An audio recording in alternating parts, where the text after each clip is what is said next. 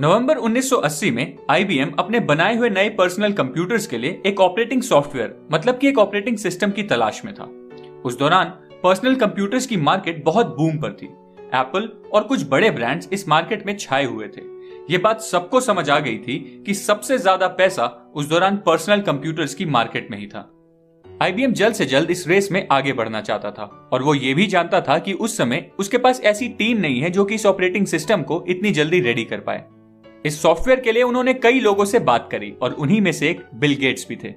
अब जैसे ही Bill Gates को आईबीएम की सॉफ्टवेयर रिक्वायरमेंट के बारे में पता लगा तो उन्होंने आईबीएम की मैनेजमेंट को कन्विंस करने में कोई कसर नहीं छोड़ी और यहां तक कि उन्होंने ये भी दावा कर दिया कि जैसा सॉफ्टवेयर आईबीएम को चाहिए वैसा वो और उनकी टीम आसानी से बहुत जल्द बना लेंगे, क्योंकि वो ऑलरेडी वैसे ही किसी सॉफ्टवेयर पर काम कर रहे हैं। जबकि ना तो बिल गेट्स के पास वैसा कोई सॉफ्टवेयर था और ना ही वो जानते थे कि वो ऑपरेटिंग सिस्टम आखिर बनाना कैसे है। तो फिर आखिर हुआ क्या? पहले मैं आपको ये बता दूं कि एक टाइम पर दुनिया के सबसे रईस आदमी बनने का श्रेय बिल गेट्स की हार्डवर्क से ज्यादा उनकी इंटेलिजेंस और चालाकी को जाता है और आईबीएम के साथ अपनी इस डील के लिए भी उन्होंने इसी चालाकी का यूज किया। उन्हें पता था कि वैसा ही एक सॉफ्टवेयर मतलब कि ऑपरेटिंग सिस्टम किसी दूसरी कंपनी ने हाल ही में बनाया है और बिना टाइम वेस्ट किए उन्होंने उस कंपनी के प्रोग्रामर से उस सॉफ्टवेयर को खरीद लिया और थोड़ी सी मॉडिफिकेशंस के बाद उस ऑपरेटिंग सिस्टम का नाम MS-DOS रखकर एक खास शर्त के साथ आईबीएम को बेच दिया। और सही मायने में इसी डील के बाद उनका कामयाबी का सफर शुरू हुआ और ये खास शर्त जिसने बिल गेट्स की जिंदगी बदल कर रख दी, इसके बारे में मैं आपको आगे वीडियो में जरूर बताऊंगा।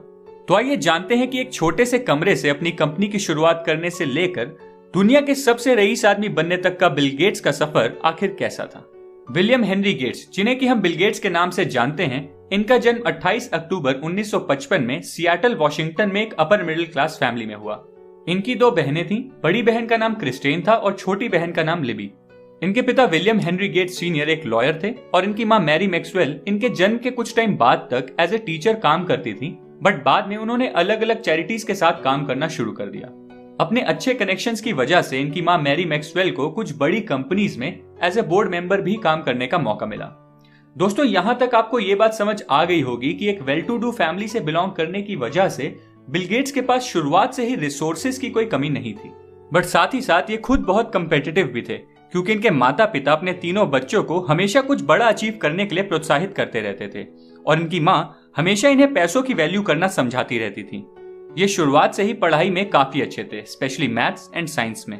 जब ये 13 साल के थे तो इनके पेरेंट्स ने इनका एडमिशन सियाटल के सबसे अच्छे स्कूल, जिसका नाम लेक साइड स्कूल था, वहां करवा दिया।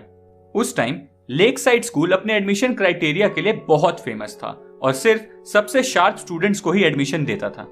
और दोस्तों, ये दौर है सन 1968 से 1969 का, जहां एक तरफ बिल गेट्स ने लेक साइड स्कूल में एडमिशन लिया और वहीं दूसरी तरफ अमेरिका के नील आर्मस्ट्रांग दुनिया के पहले आदमी बने जिन्होंने मून पर कदम रखा। इस एक इवेंट ने दुनिया को टेक्नोलॉजी और कंप्यूटर्स की पावर का एहसास दिला दिया। पर उस दौरान के कंप्यूटर्स आज के आम कंप्यूटर्स के मुकाबले बहुत ज्यादा महंगे और बड़े हुआ करते थे और बहुत ज्यादा लोग चाहिए होते थे उन कंप्यूटर्स को चलाने के लिए। और उस वक्त के स्कूल्स ये सोच भी नहीं सकते थे कि वो कंप्यूटर्स खरीदें और अपने स्टूडेंट्स को कंप्यूटर्स के बारे में ज्यादा इन्फॉर्म करें। लेकिन एक सियाटल कंपनी ने इस लेक साइड स्कूल के साथ कॉन्ट्रैक्ट किया, जिसके तहत लेक साइड स्कूल के स्टूडेंट्स उस कंपनी का कंप्यूटर यूज कर सकते थे एक टेलीटाइप लिंक के जरिए। अब बिल गेट्स दुनिया के उन चंद खुशनसीब बच्चों में से एक थे जिनके पास उस दौरान कंप्यूटर का एक्सेस था। और बिल गेट्स का इंटरेस्ट कंप्यूटर्स में कुछ इस कदर बढ़ गया कि वो अपना मैक्सिमम फ्री टाइम सिर्फ कंप्यूटर लैब में ही स्पेंड करने लगे।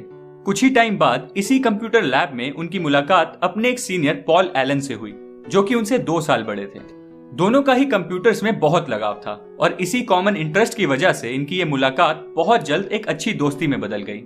उसके बाद ये दोनों साथ मिलकर कई सॉफ्टवेयर प्रोग्राम्स पर काम करने लगे और 1970 में जब बिल गेट्स 15 साल के थे तब इन दोनों ने मिलकर सियाटल एरिया के ट्रैफिक फ्लो को मेजर करने वाला एक सॉफ्टवेयर बनाया जिसका नाम था ट्रैफो डेटा।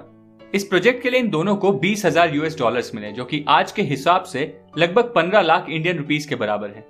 अब इन दोनों का मन था कि ये साथ मिलकर अपना बिजनेस शुरू करें, पर बिल गेट्स के पेरेंट्स चाहते थे कि ये एक लॉयर बने और इसी वजह से 1973 में बिल गेट्स ने अपनी लॉ की पढ़ाई के लिए हार्वर्ड यूनिवर्सिटी ज्वाइन कर ली। उधर पॉल एलन ने भी वॉशिंगटन स्टेट यूनिवर्सिटी में अपनी आगे की पढ़ाई शुरू कर दी थी। पर कंप्यूटर्स के साथ बिल गेट्स का लगाव इतना ज्यादा था कि वो हार्वर्ड यूनिवर्सिटी में भी ज्यादातर टाइम कंप्यूटर लैब में ही स्पेंड करते थे और इसी वजह से वो अपने लॉ के सब्जेक्ट्स में बस एवरेज ही परफॉर्म कर पा रहे थे। एंड फाइनली 1975 में बिल गेट्स ने कॉलेज से ड्रॉप आउट कर लिया एंड इसके बाद ही इनके जीवन की असल एंटरप्रेन्योरियल जर्नी शुरू हुई। हुआ ये कि पॉल एलन, जो कि उस दौरान बॉस्टन शिफ्ट हो चुके थे, वो एक दिन एक मैगजीन लेकर बिल गेट्स के पास पहुंचे। उस मैगजीन में एल्टेयर 8800 एक मिनी कंप्यूटर किट के बारे में एक आर्टिकल लिखा हुआ था। उस आर्टिकल को पढ़ते ही बिल गेट्स समझ गए कि आने वाला टाइम पर्सनल कंप्यूटर्स का ही है। अब दोनों ये सोचने लगे कि आखिर इस रेवोल्यूशनरी प्रोडक्ट का हिस्सा कैसे बने और कैसे अपने बिजनेस की शुरुआत करें। इसके बाद उन्होंने एल्टेयर 8800 बनाने वाली कंपनी MITS में कॉल किया एंड उन्हें बोला कि हम दोनों एक सॉफ्टवेयर प्रोग्राम पर काम कर रहे हैं जिस पर कि एल्टेयर 8800 इफेक्टिवली ऑपरेट कर पाएगा। जबकि Bill Gates and Paul Allen के पास ऐसा कोई भी प्रोग्राम नहीं था।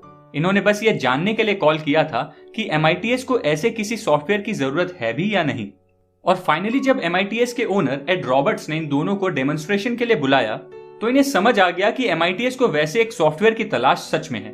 बस फिर क्या था, इन दोनों ने मौके का खूब फायदा उठाया और अगले 2 महीने दिन रात लगाकर काम किया एंड उस प्रोग्राम को रेडी कर दिया। और जब वो एड रॉबर्ट्स को वो प्रोग्राम दिखाने गए तो लकीली जैसा इन दोनों ने चाहा था वो सॉफ्टवेयर एग्जैक्टली वैसा ही काम कर गया। बस फिर कुछ दिनों बाद 1975 में पॉल एलन और बिल गेट्स ने मिलकर अपनी पहली कंपनी शुरू करी जिसका नाम था माइक्रोसॉफ्ट। तब माइक्रोसॉफ्ट के नाम में एक हाइफन भी था जो कि 1 साल बाद हटा दिया गया। इस कंपनी का पहला प्रोडक्ट एल्टेयर कंप्यूटर्स पर चलने वाला बेसिक ऑपरेटिंग सिस्टम था। 1975 से लेकर 1979 तक बिल गेट्स और पॉल एलन को अपनी इस नई कंपनी को सक्सेसफुली ऑपरेट कराने के लिए काफी पापड़ बेलने पड़े।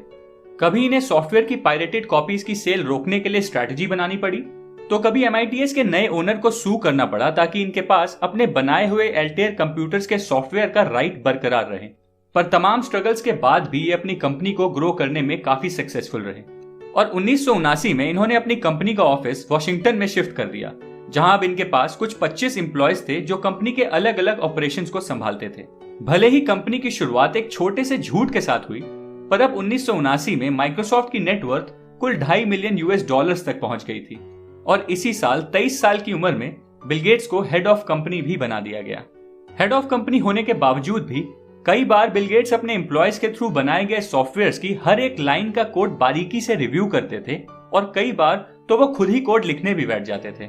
दोस्तों, अब शुरुआत होती है उसी दौर की जब बड़े बड़े ब्रांड्स पर्सनल कंप्यूटर्स की रेस में एंटर होने लगे और जैसा कि मैंने आपको वीडियो की स्टार्टिंग में बताया था, IBM भी इस रेस में आगे बढ़ने के लिए पूरी तरह तैयार था। अब मैं आपको बताऊंगा कि आखिर वो खास शर्त थी क्या जिसने बिल गेट्स को मल्टी मिलियनेयर बना दिया।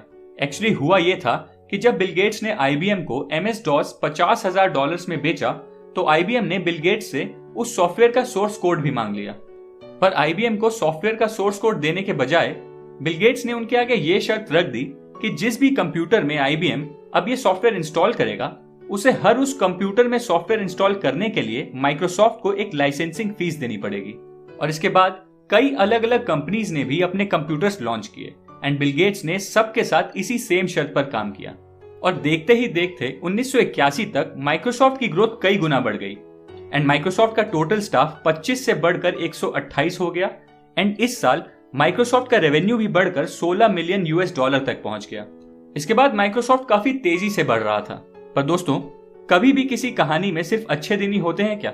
नहीं ना, लाइफ हमेशा हमें अच्छे और बुरे दिन दोनों दिखाती है और यही बिल गेट्स के साथ 1983 में हुआ। इस दौरान बिल गेट्स के सबसे चहीते दोस्त और पार्टनर पॉल एलन को कैंसर डायग्नोस हुआ, जिसके बाद पॉल एलन ने माइक्रोसॉफ्ट छोड़ दिया और सारी रिस्पॉन्सिबिलिटी सिर्फ बिल गेट्स पर आ गई। इस इंसिडेंट ने बिल गेट्स को काफी हिला कर रख दिया और कुछ इंटरव्यूज में माइक्रोसॉफ्ट के पुराने एम्प्लॉयज ने यह भी बताया है कि इस इंसिडेंट के बाद बिल गेट्स का पर्सपेक्टिव चीजों को लेकर काफी चेंज हो गया था। पर बिल गेट्स ने इस इंसिडेंट से भी एक लेसन लिया और रुके नहीं और 1983 में माइक्रोसॉफ्ट ने अपना ग्लोबल एक्सपेंशन शुरू कर दिया और ग्रेट ब्रिटेन और जापान में अपने नए ऑफिसेस खोल दिए। तब दुनिया के लगभग 30% कंप्यूटर्स माइक्रोसॉफ्ट का ही ऑपरेटिंग सिस्टम यूज करते थे। पर बिल गेट्स इतने विजनरी और कम्पिटिटिव थे कि वो अपनी इंडस्ट्री के हर एक कंपेटिटर पर बारीकी से नजर रखते थे और इसी वजह से उन्होंने फिर से 1986 में एक जबरदस्त लॉन्च किया जो कि था माइक्रोसॉफ्ट विंडोज का।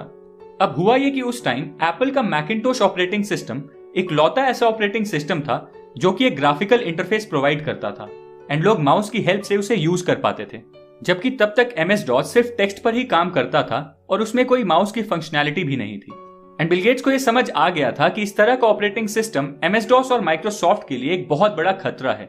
इसलिए उन्होंने बिना कुछ सोचे सीधा विंडोज का लॉन्च अनाउंस कर दिया एंड इस अनाउंसमेंट के बाद ही उन्होंने फिर विंडोज पर काम करना शुरू किया था। इसके बाद माइक्रोसॉफ्ट और एप्पल के बीच एक लंबा लीगल बैटल भी चला, जिसके ऊपर पूरी एक वीडियो अलग से बनाई जा सकती है। बिल गेट्स ने फिर 1994 में अपनी एक एग्जीक्यूटिव मेलिंडा से शादी कर ली और इसी साल कुछ महीने बाद इनकी मां की डेथ भी हो गई ब्रेस्ट कैंसर की वजह से। अपनी मां की डेथ के बाद बिल गेट्स काफी टाइम तक परेशान रहे, पर इस इंसिडेंट ने लाइफ को लेकर बिल गेट्स का नजरिया बहुत बदल दिया एंड फिर बिल गेट्स ने कुछ चैरिटेबल ऑर्गेनाइजेशंस पर काम करना भी शुरू कर दिया। आज बिल गेट्स की नेटवर्थ 11,400 करोड़ US$ है, पर बिल गेट्स एक बहुत बड़े फिलैंथ्रोपिस्ट भी हैं एंड अपनी charitable organisation Bill and Melinda Gates foundation के लिए उन्होंने ये प्लेज भी किया है कि वो अपनी 90% प्रॉपर्टी डोनेट कर देंगे। दोस्तों, बिल गेट्स की लाइफ से हम सचमुच बहुत कुछ सीख सकते हैं। आइए ऐसे कुछ लेसन्स के बारे में बात करें जो मैंने इनकी लाइफ से सीखे हैं।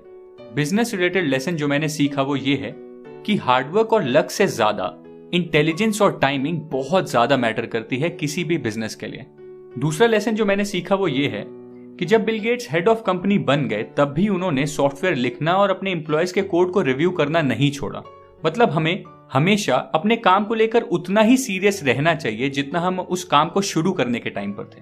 तीसरा लेसन मैंने ये सीखा कि अगर आप एक सक्सेसफुल आदमी बन जाते हो तो फिलैंथ्रोपी आपका एक मेजर गोल होना चाहिए ताकि आप सोसाइटी को वापस अच्छे से सर्व कर पाओ। अगर आपको ये वीडियो पसंद आई है तो इस चैनल को सब्सक्राइब करें, इस वीडियो को लाइक करें और बेल आइकन